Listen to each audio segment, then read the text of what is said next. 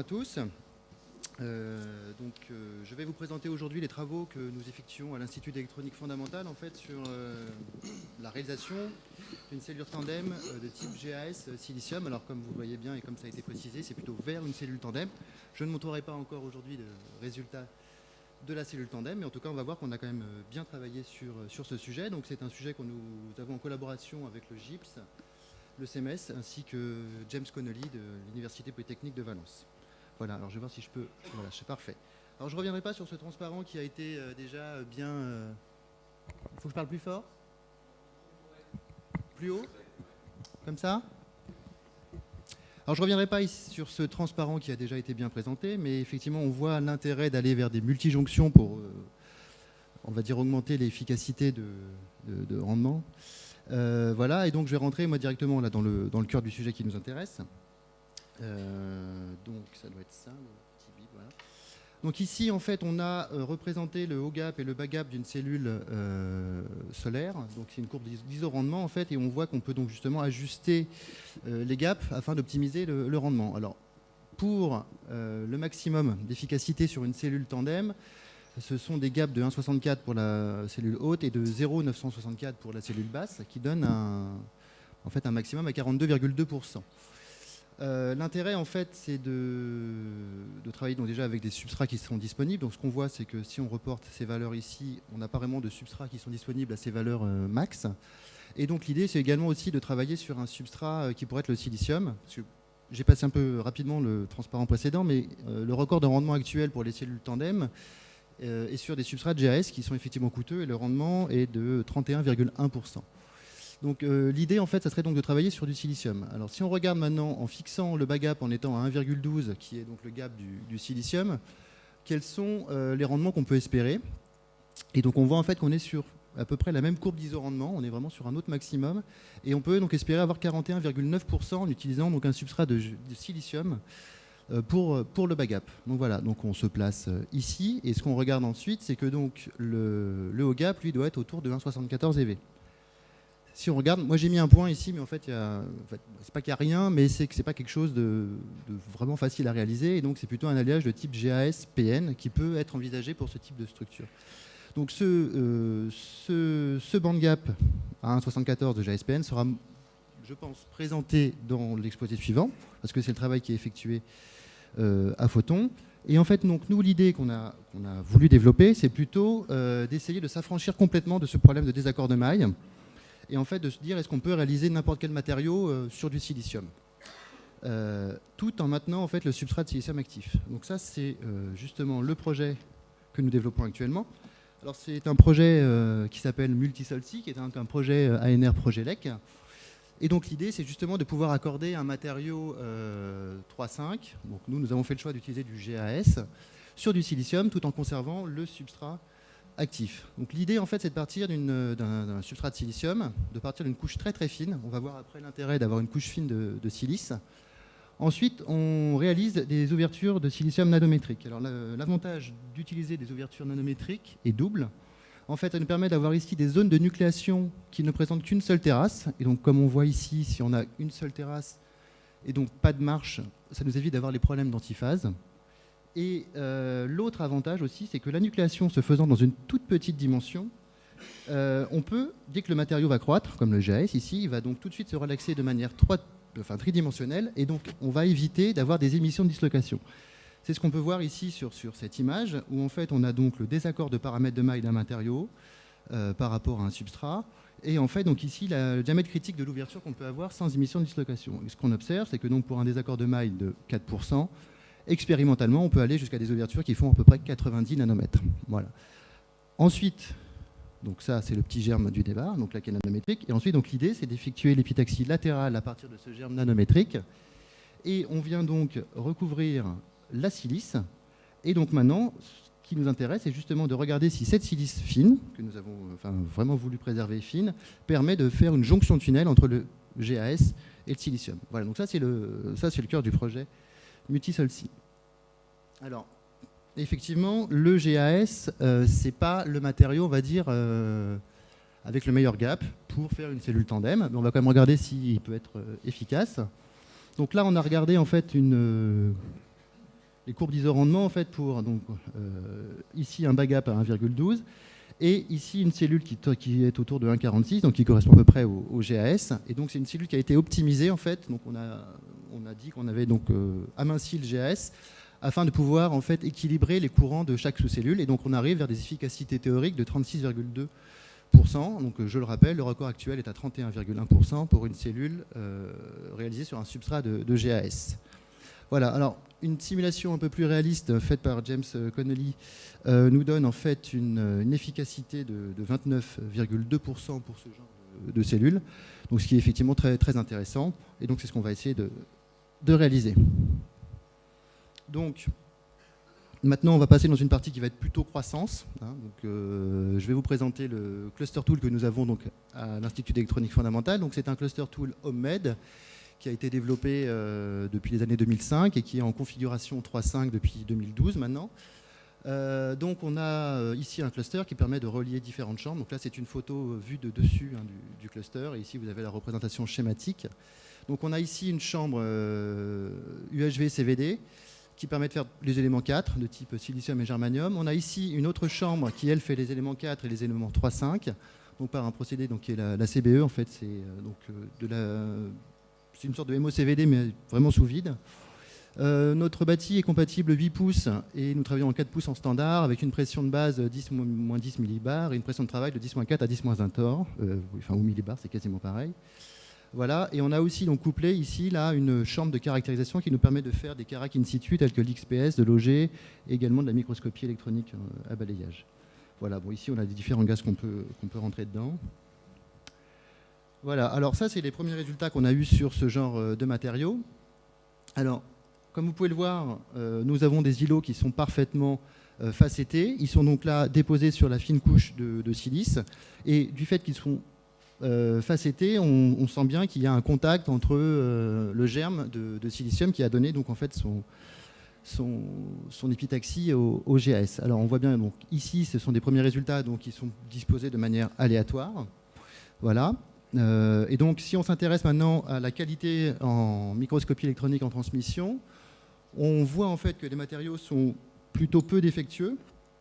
Donc on a ici une zone centrale, attendez, je cherche le bouton, qui est donc alors voilà, donc l'îlot il est ici, il est représenté là. Ça se voit pas très bien ici, il y a un contraste qui ne sort pas très fort, c'est pour ça que j'ai représenté ici en couleur le schéma de l'îlot de GAS. Alors quand je dis îlot, c'est quand même quelque chose qui fait à peu près 2 microns de large. On a ici donc le substrat de silicium, et donc ici on ne le voit pas parce qu'elle est très très fine, mais on a effectivement une fine couche de silice. Alors qu'est-ce qu'il y a à voir? Ici nous avons donc le GAS qui est donc parfaitement en relation d'épitaxie avec le silicium, c'est-à-dire qu'il est vraiment orienté de la même manière. Et en revanche, aux deux extrémités de ce cœur de GAS, en fait il y a deux autres morceaux en fait, qui eux sont aussi parfaitement monocristallins, sans défaut, mais qui ont juste en fait un plan de twin, là qu'on voit ici, donc une macle, qui les sépare. Donc en fait, les seuls défauts qu'on peut voir dans ce cristal, ce sont juste deux plans de macle qu'on voit ici, et on va après expliquer d'où ils viennent, mais en fait on n'a donc aucune dislocation et on n'a pas non plus de domaine d'antiphase. Voilà, alors comment expliquer maintenant la création de ces twins? Donc j'ai représenté ici le cristal avec les trois orientations différentes. Et donc ce qu'on voit en fait, c'est que si on imagine ici la direction 1, 1, 0, donc c'est la direction qui vient vers vous, on voit que dans ce cas-là, en fait, le cristal n'a pas tourné. En revanche, suivant l'autre direction, on a effectivement cette formation de ce twin. Et donc on a une rotation ici de 109 degrés de la maille. Donc si on représente maintenant avec des petits atomes, en fait, ici donc le silicium, là la marge de SiO2 qui fait à peu près 0,6 nanomètres, on voit très bien en fait que quand on dépose du GAS, si on regarde les liaisons, quand il veut donc déborder sur la silice suivant la direction 1, 1, 0, il n'y a absolument pas de contrainte et donc le GAS est complètement libre en fait de venir diffuser sur la silice et donc là on n'a pas de création de défaut. En revanche, si on se place suivant l'autre direction, donc la direction où on a eu justement la formation du macle, on s'aperçoit que dans ce cas-là, donc on représente toujours les atomes, et donc maintenant l'arsenic là ici qui est en bordure du SiO2, on voit que quand il veut déborder sur la silice, en fait, il a ici un problème de frustration, c'est-à-dire que une de ces liaisons avec le gallium n'est pas satisfaite. Et il va donc aller chercher le gallium qui est ici, et ce qui va donc entraîner la rotation de la maille de 109 degrés, et donc former ce twin. Donc ce qu'on peut dire, c'est que le twin ne se produit qu'à l'interface, en fait, au moment où le GAS déborde vers la silice. Et en fait, ça explique aussi bien pourquoi on a un seul défaut. Alors maintenant, on peut se dire comment arriver à éliminer ce défaut. Alors sur cette orientation, ce n'est pas facile. Donc on a plutôt essayé de faire la croissance sur une autre orientation qui ne présenterait pas justement ce problème de dissymétrie suivant la croissance. Donc c'est ce que je vais vous présenter ici. Donc on a réalisé ensuite la croissance sur un substrat de silicium orienté 1-1-1. Donc dans ce cas-là, on a toujours, donc là c'est une vue de dessus, un cristal parfaitement facetté. Donc ce coup-ci, nous avons 9 facettes 1-1-0. Et maintenant, si on regarde en cross-section, donc ici par microscopie électronique en transmission, donc ce qu'on observe, c'est qu'on a un cristal dans lequel il n'y a absolument aucun défaut. C'est-à-dire qu'il n'y a pas de domaine d'antiphase, il n'y a pas de dislocation, mais il n'y a aussi aucune macle. Donc là, on a vraiment un matériau parfait, parfaitement intégré sur silicium et qui fait un peu plus d'1 micron de large. Donc déjà, on peut se dire que le premier contrat est rempli, c'est-à-dire qu'on a réussi à intégrer un matériau désaccordé sur du silicium et qui ne présente pas de défaut. Maintenant, la deuxième partie du contrat, c'était de savoir si, en fait, le GAS et le silicium pouvaient être connectés électriquement. Alors, d'abord, j'ai montré des résultats qui ne sont pas de nous, mais en fait, cette idée, elle était déjà dans l'air du temps en 2012, quand les gens ont commencé à faire du bonding, en fait, ou du collage de très bonne qualité, et avec justement des interfaces amorphes très très petites. Donc là, c'est du collage fait par l'équipe de Talabé, donc en 2012. Et donc ce qu'ils ont montré, c'est que si l'épaisseur, donc là, ils disent pas vraiment ce que c'est, mais ils disent que c'est un amorphe, on peut supposer que c'est une sorte de silice. Si cette épaisseur est effectivement très petite, le courant va pouvoir passer en fait entre le silicium et le GAS, et donc c'est justement ce qu'il montre ici. Donc nous, on a effectivement une épaisseur qui est encore plus petite, qui varie en fait entre 0,6 nanomètres pour un silicium 1,00 et 1,2 nanomètres pour un silicium 1,11. Donc on va regarder justement si nous, on peut également observer cet effet. Donc nous avons d'abord réalisé des mesures en fait en EBIC. Donc EBIC, c'est pour Electron Beam Induced Current. Et donc on a ici, donc c'est une mesure qui est faite dans un MEB en fait. Donc on contacte en haut l'îlot et on a un contact bas qui est pris directement sur le substrat en face arrière. Et ensuite, donc, on envoie un faisceau d'électrons qui va permettre justement de générer ici un champ interne. Et donc ce qu'on voit en fait, c'est quand on fait passer un courant, c'est qu'on arrive à avoir justement ici une zone, là on a un très beau contraste qui est justement relié un peu à la zone de charge d'espace. Et donc ce contraste en fait nous montre bien qu'on a effectivement ici un champ qui est créé et donc qui est parfaitement en fait homogène dans le GAS au contact de la silice. Et on voit bien aussi qu'on a donc ici un peu la longueur de diffusion dans le silicium. Et donc on voit clairement que le courant passe et de manière homogène sous tout le cristal de GAS. Alors ça c'est intéressant, mais maintenant il faudrait avoir des mesures un peu plus quantitatives. Et donc pour ce faire, nous avons effectué du résiscope ou du conductive probe AFM. Donc ça a été fait au laboratoire GIPS. Donc ici en haut à gauche, on a une image en topographie de nos îlots. Donc on voit donc ils sont encore ici réalisés de manière aléatoire. Et ensuite donc on vient poser donc le cantilever sur l'îlot. On vient faire donc la même image, mais cette fois en faisant passer un voltage. Et donc ce qu'on observe, c'est que maintenant on peut avoir justement une mesure de la résistivité. Et donc ce qu'on voit, donc ici c'est une image électrique, et donc plus en topographie. Et donc on voit qu'on a exactement les mêmes îlots qui répondent. Et donc ce qu'on voit, c'est qu'effectivement le courant passe très bien à travers les îlots de GAS. Et donc on peut même faire des mesures locales, des IV locales. Et donc ce qu'on observe, c'est que nos îlots de GAS sur silicium ont un comportement typique une diode, avec même des très fortes densités de courant. On arrive à avoir, en fait, donc ici pour 4 volts, on arrive à avoir 10 kA par centimètre carré. Voilà.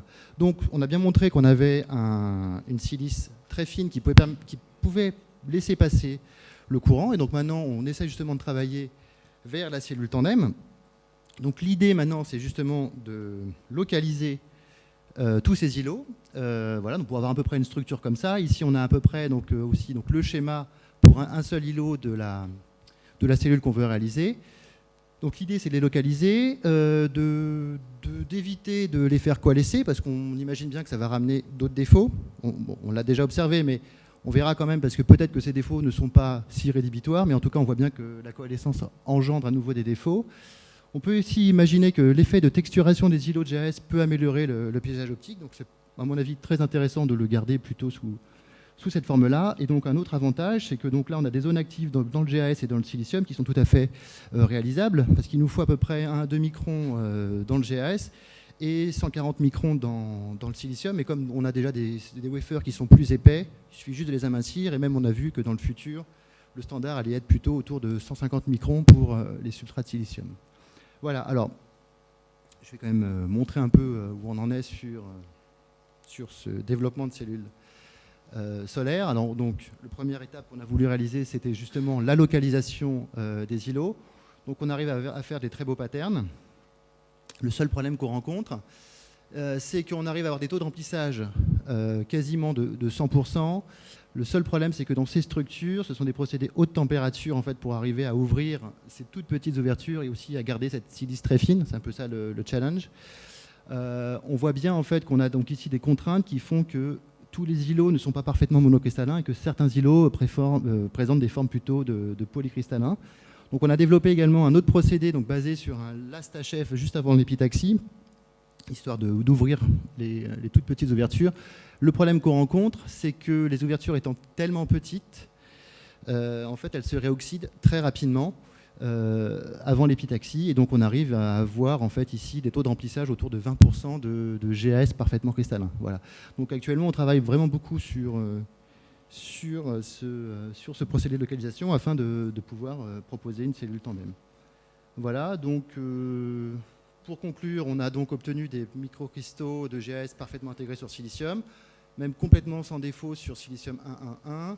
On a également montré que l'interface entre le GAS et le silicium était très conductive. Voilà, et donc les perspectives, c'est justement maintenant de passer au patterning, aussi donc d'optimiser la jonction tunnel, et tout ça pour arriver à faire une cellule de démonstration. Et donc voilà, et donc je vais finir en remerciant donc toutes les personnes qui ont travaillé avec moi sur ce projet, et en particulier Timothée Molière, donc, qui est le thésard qui travaille actuellement sur ce sujet, qui va bientôt soutenir, voilà, et qui cherche un postdoc. Donc si vous êtes intéressé, n'hésitez pas. Voilà, et donc je vous remercie pour votre attention.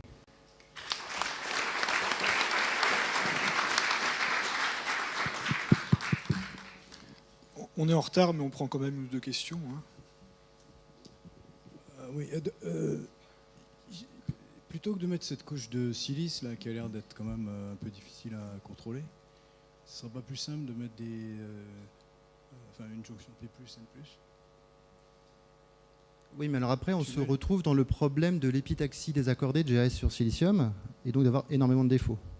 En fait, là la couche, elle permet, alors c'est vrai que je n'ai peut-être pas bien présenté, est-ce que je peux revenir en arrière? Si c'est localisé. Non. En fait, donc cette couche d'oxyde, elle permet en fait de ne pas avoir de contact avec le substrat de silicium qui lui va imposer en fait du fait du désaccord de maille des défauts. Ok, elle est juste là pour protéger en fait.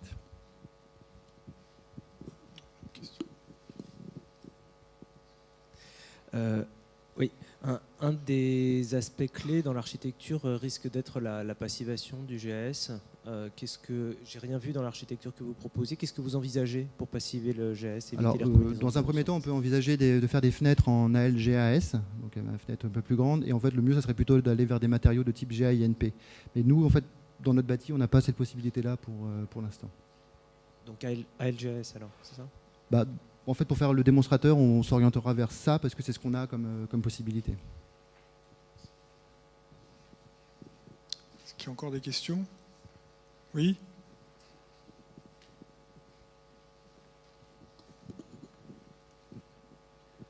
Merci. Oui, vous êtes parti sur des îlots épitaxiés. Et pourquoi pas un report complet d'une tranche épitaxiée d'Asga sur le silicium? En fait, comme vous avez vu, nous, historiquement, en fait, on travaille pour la microélectronique. Donc on est plutôt sur des substrats, on va dire 8 pouces. On peut travailler en 8 pouces sur notre machine. Et maintenant, on va dire, enfin, les substrats augmentent encore. On va bientôt atteindre 450 mm en standard dans l'industrie.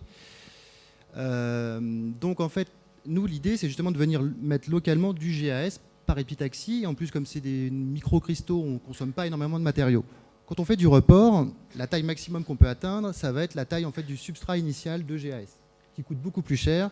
Et pour l'instant, en standard, on va dire qu'on peut aller jusqu'à 4 pouces. Donc, ce n'est pas tout à fait les mêmes tailles et les mêmes prix en, fait, en termes de coût. Voilà. Oui, sinon rien ne vous empêche de reporter plusieurs tranches de 3 pouces ASGAS sur du 8 pouces silicium. Oui, mais là, je comprends. Non, là, l'avantage, c'est qu'on peut quand même directement dans un procédé techno, en fait, intégrer du GAS sur silicium. L'intérêt, c'est aussi pour la microélectronique, pour faire par exemple des composants optoélectroniques directement intégrés sur silicium, c'est-à-dire qu'on peut venir les placer là où on veut, vu qu'on est déjà en épitaxie locale. Après, pour le photovoltaïque, effectivement, il faut comparer les deux coûts. Mais c'est vrai que l'épitaxie de GAS va coûter, à mon avis, quand même moins cher que de reporter des substrats complets de GAS qui vont en plus, à certains endroits, ne pas pouvoir optimiser, la taille, à moins effectivement de les couper ou des choses comme ça. C'est des choses qui se regardent, oui, tout à fait. De toute façon, ce que j'ai montré, les premiers résultats ont été faits justement par Bonding en 2012.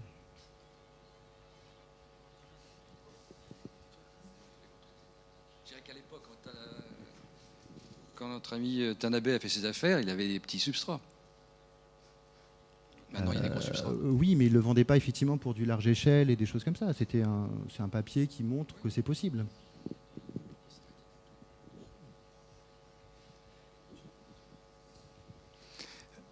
Une dernière question peut-être. Comment vous arrivez à avoir les trous dans le silicone SiO2 ? Alors, dans la technique aléatoire, en fait, c'est très simple. On crée notre oxyde très mince de manière chimique.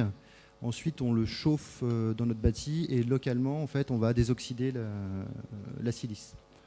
Ensuite, quand on essaye justement de texturer la surface, c'est plus compliqué. Donc là, il y a tout un procédé technologique, avec donc de la lithographie qui est plus compliqué. Et justement, c'est ce que je montrais. Après, la difficulté, c'est d'arriver à vraiment maintenir ces ouvertures au moment de les charger dans la machine.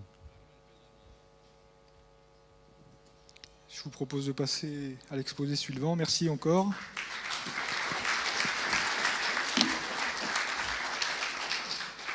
Donc on va jusqu'à Photon, donc avec une présentation toujours dédiée à la croissance de 3,5 sur silicium. Ouais, on va mettre la souris là-haut peut-être.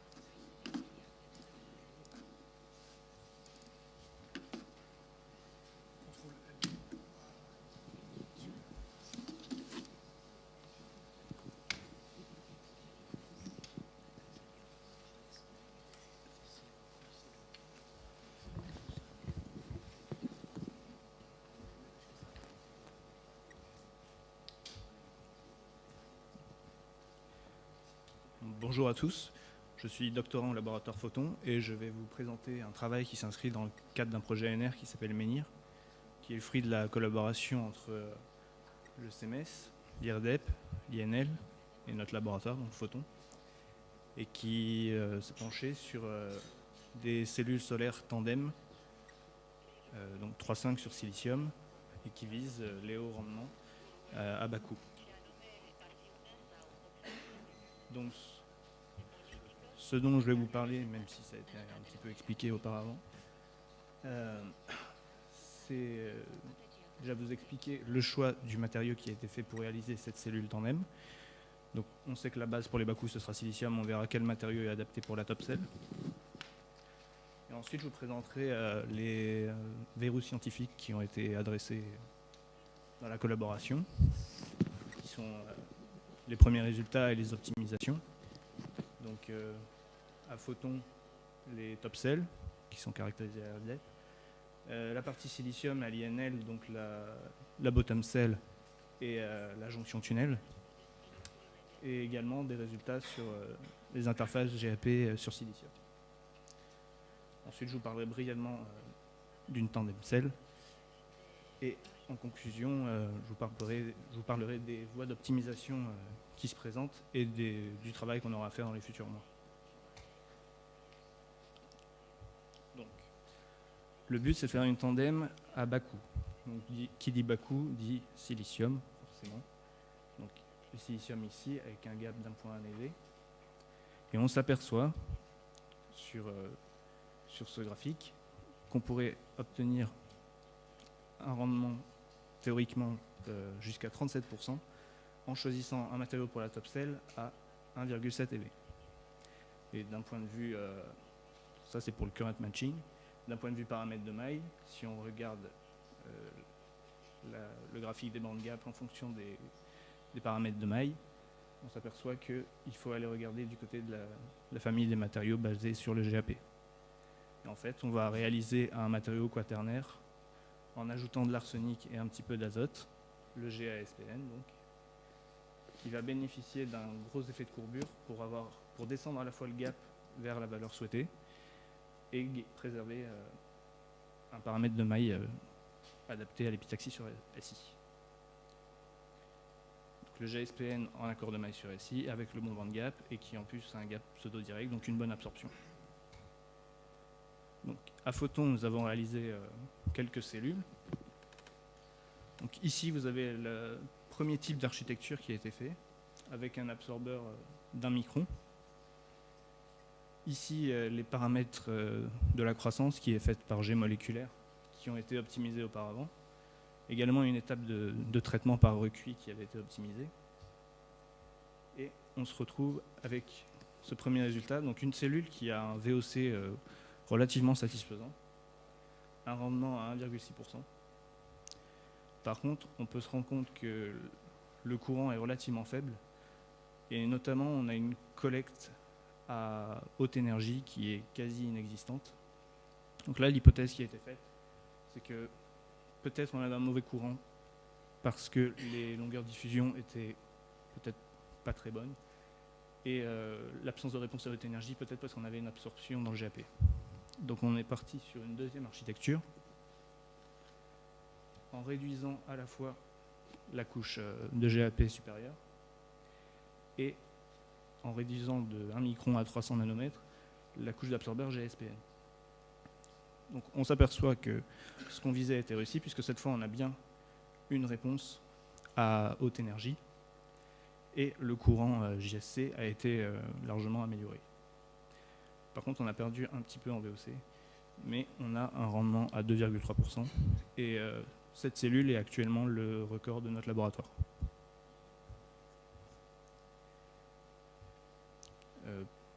L'architecture suivante, enfin c'est la même architecture, mais la cellule suivante s'adresse à ce problème-là, puisqu'on vise un gap de 1,7, mais là on s'aperçoit que le gap est encore un petit peu élevé, donc on a essayé d'incorporer plus d'azote.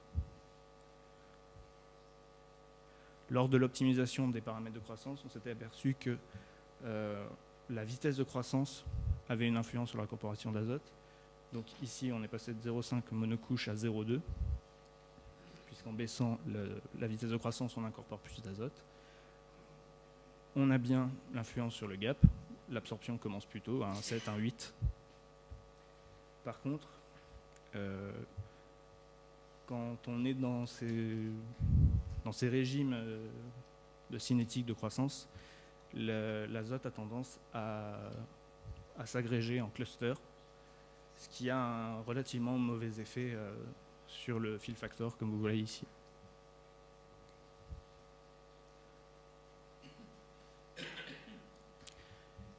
Ici, c'est un essai de croissance sur silicium qui a été fait il y a quelques mois. Donc on a gardé l'architecture du record et ses paramètres de croissance. Et on a tenté l'épitaxie sur silicium. Vous voyez ici, c'est une petite diode carrée avec tous les contacts en face avant. La réponse de l'EQE à basse énergie est assez faible. Par contre, à haute énergie, on est quand même monté à 50%. Et on a réussi à avoir le courant n'est pas très mauvais par rapport à ce qu'on a vu précédemment. C'est surtout le VOC qui est faible et le fill factor. Mais on a quand même un rendement de 1,35% pour cette structure qui est le premier composant de notre labo sur silicium.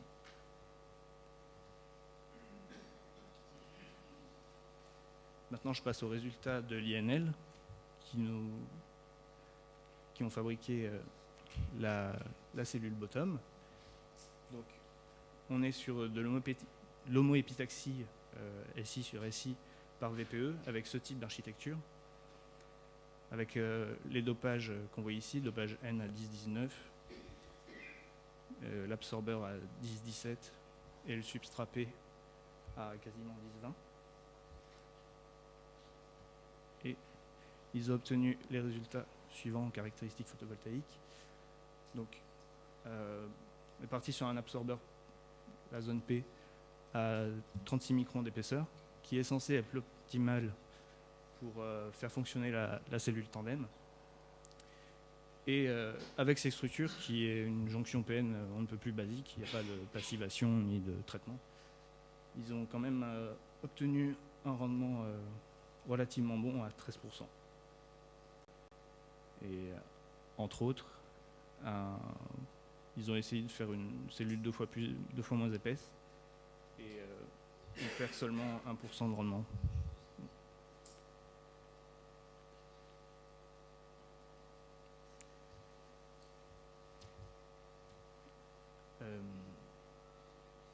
L'INL s'est aussi chargé d'élaboration de la jonction tunnel.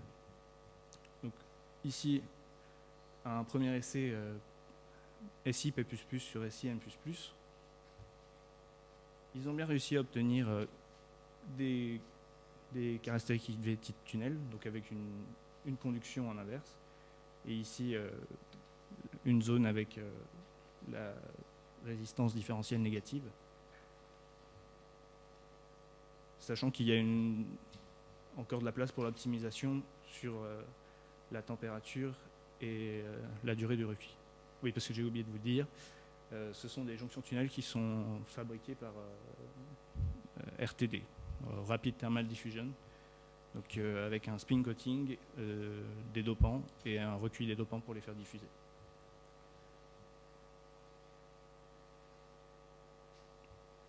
Donc là, c'est un résultat plus récent sur une jonction tunnel qu'ils ont fait il y a quelques jours. Donc c'est la polarisation inverse, N++ sur P++. On voit que la jonction est assez superficielle, 5 nanomètres. C'est pour ça qu'il y a encore de la place pour optimiser les recuits et les durées pour changer un peu les épaisseurs de profil. Et également, il va falloir optimiser le nettoyage de la surface de la jonction, puisque ce qu'on a reçu était relativement contaminé par les dopants, et ça a été difficile d'obtenir une surface qui soit prête pour nous faire une reprise d'épitaxie. Mais on peut quand même s'apercevoir qu'ils ont réussi à obtenir des dopages très très hauts qui sont idéaux pour faire fonctionner une jonction tunnel, puisqu'on est dans les 10-20.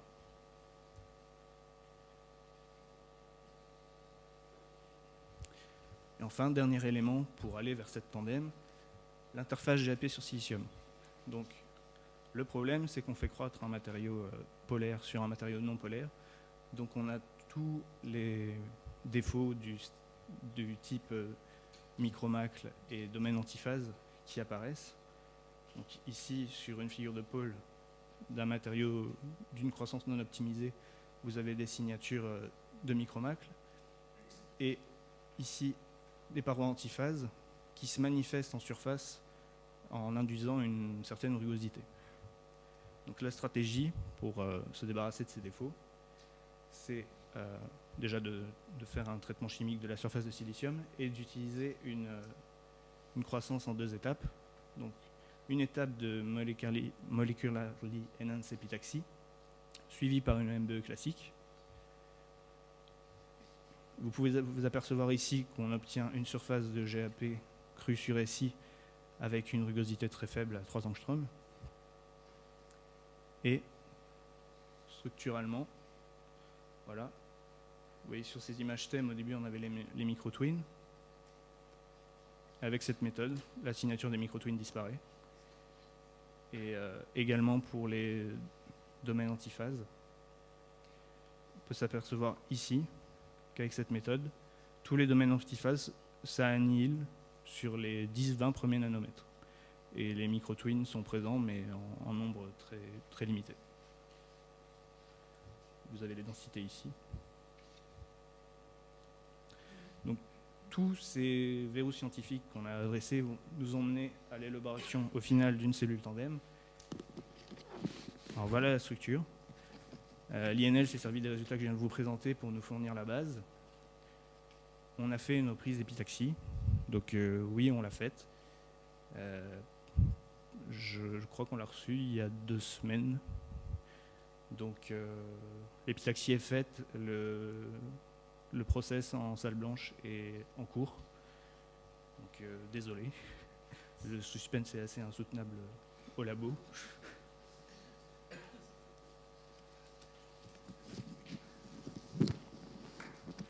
En conclusion, quel est le travail qu'on va avoir à effectuer dans les prochains mois?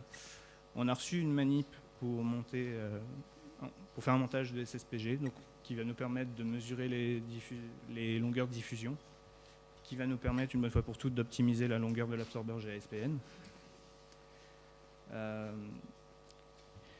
Il y a aussi en préparation des mesures par KFM à l'INL qui nous permettra de vérifier l'alignement de bande, et notamment en simulation Silvaco, on a détecté une possible barrière entre l'absorbeur et la couche GAPN. Donc on va vérifier si elle existe vraiment. Et si elle existe, il faudra penser à des solutions pour la réduire. Donc un plus fort dopage de la couche N, un delta doping ou même une composition graduelle. Ensuite, il faudra revoir la croissance du GSPN, puisque on avait trouvé un optimum de paramètres de croissance. Mais on pense qu'on pourrait obtenir des meilleurs résultats en augmentant le taux de croissance, la vitesse de croissance et éventuellement la température. Ce qui, on l'a déjà vu, nous limite l'incorporation d'azote, mais il nous reste un levier sur lequel on peut agir, c'est de régler les paramètres de notre plasma dans le bâti d'épitaxie, afin d'incorporer une quantité d'azote suffisante pour avoir le gap et l'absorption désirée, et qui devra être suivi par une réoptimisation des paramètres de recuit.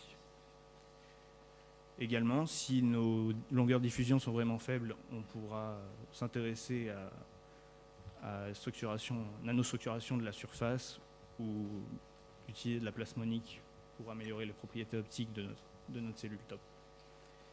Et enfin, toujours en croissance, par analogie à ce qui se fait sur l'alliage GAIN-AS-NSB, on pourra recourir à l'introduction d'antimoine qui a des propriétés intéressantes sur les longueurs de diffusion notamment.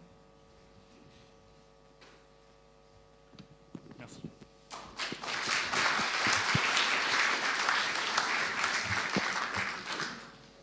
Merci, on va prendre 1 ou 2 questions. Il y en a quand même avant la pause. Excuse me, question in English. You are not afraid that there can be diffusion in tunnel junction from gallium phosphide and P silicon, because phosphor can diffuse in P high doped silicon, and it can destroy quality of tunnel junction.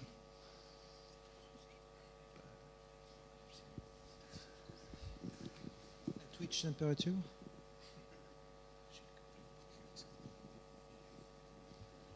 En anglais, si tu veux, peut-être. Yes, but at which temperature there is a diffusion? In temperature of growth. No, it's impossible for your technology. Yes, but we did not measure any diffusion of phosphorus inside silicon, because we already have got some gallium phosphide into silicon, and we did not have any evidence of any diffusion inside the silicon of the phosphorus. Any other question? Autre question?